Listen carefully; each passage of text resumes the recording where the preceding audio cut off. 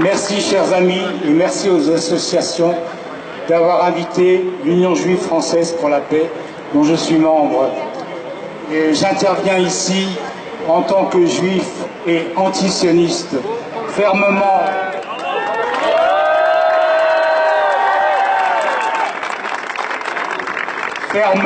opposé à la politique criminelle de l'État qui prétend être un État juif, mais qui est un État terroriste opprimant le peuple palestinien depuis 1948. Il y a 70 ans, vous le savez tous, c'était la Nakba, la catastrophe. Des centaines de milliers de Palestiniens ont dû fuir et leurs descendants vivent encore souvent dans des camps de réfugiés. Ils ont perdu leurs terres. En 67, pendant la guerre de 6 jours, Israël a conquis de nouveaux territoires. Ces territoires, il doit les relâcher conformément à la résolution 242 de l'ONU. Le peuple palestinien a droit de retourner chez lui, car la Palestine, ce n'est pas l'État des Juifs, ce n'est pas l'État des Israéliens. La Palestine, c'est l'État des Palestiniens.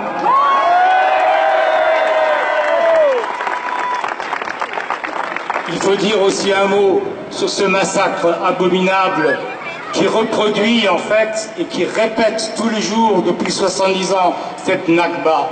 Effectivement, il y a eu 110 morts depuis le 30 mars et des milliers de blessés, pas des centaines, des milliers de blessés.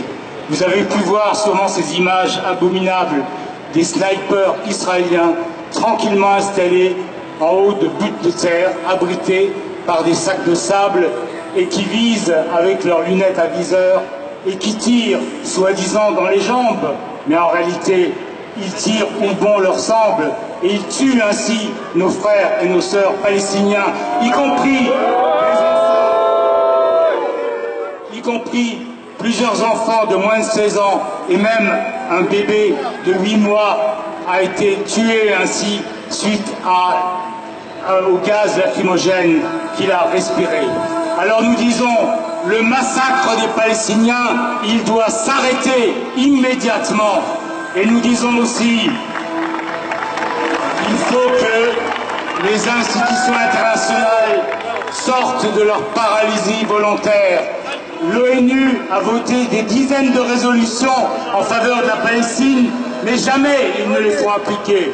L'Union européenne aussi écrit et vote des textes. Le saviez-vous, il existe un accord entre l'Union européenne et Israël qui porte sur les droits de douane et qui permet à l'État d'Israël d'exporter ses produits ici en payant très peu de droits de douane. Mais dans cet accord, il y a un article qui dit que l'accord peut être suspendu s'il y a une question des droits de l'homme qui se pose. Ça fait des dizaines d'années qu'un problème des droits de l'homme se pose. Alors nous devons tous exiger des institutions européennes la fin de l'accord entre l'Union européenne et l'État d'Israël. Et comme je l'ai entendu à l'instant venant de vous, le peuple palestinien ne peut malheureusement compter que sur nous autres, que sur la société civile internationale et quelques rares États qui soutiennent effectivement la Palestine. Alors, nous avons un moyen, nous autres citoyens et citoyennes, d'aider le peuple palestinien. C'est ce qui est inscrit ici, sur ce t-shirt. Boycott, désinvestissement et sanctions. Le premier terme, le boycott, ça nous concerne, ça vous concerne tous.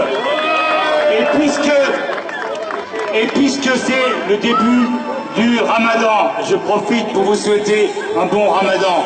Puisque c'est le début du Ramadan et que vous mangez, je le sais, des dattes lors de la rupture du jeûne le soir, alors je vous dis, faites attention quand vous achetez des dattes Medjool, qui sont malheureusement les meilleures, mais très souvent ce sont des dattes qui viennent des territoires occupés et que Israël présente comme si ça venait de son propre pays. Alors boycott des dattes israéliennes, boycott des avocats, des Orange, des avocats de Jaffa, boycott des lingettes qu'on peut acheter dans les supermarchés et qui viennent aussi d'Israël et des dizaines d'autres produits. Si vous voulez les connaître, allez sur le site BDS, boycott, désinvestissement et sanctions. Vous verrez la liste de tous les produits que tous nous devons boycotter. Et pour terminer, je voudrais dire qu'en Israël, il y a des prisonniers politiques.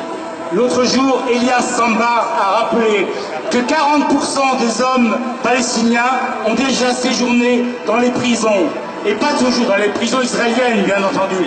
Et pas toujours après une condamnation, non.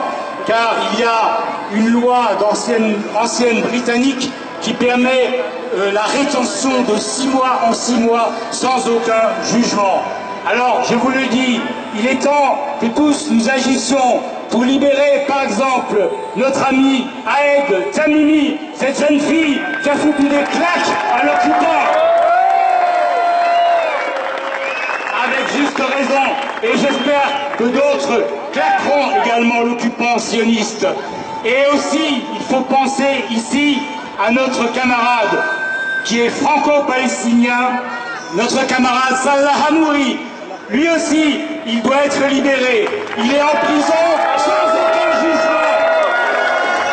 Et le gouvernement français ne fait rien du tout pour le faire libérer. C'est une honte.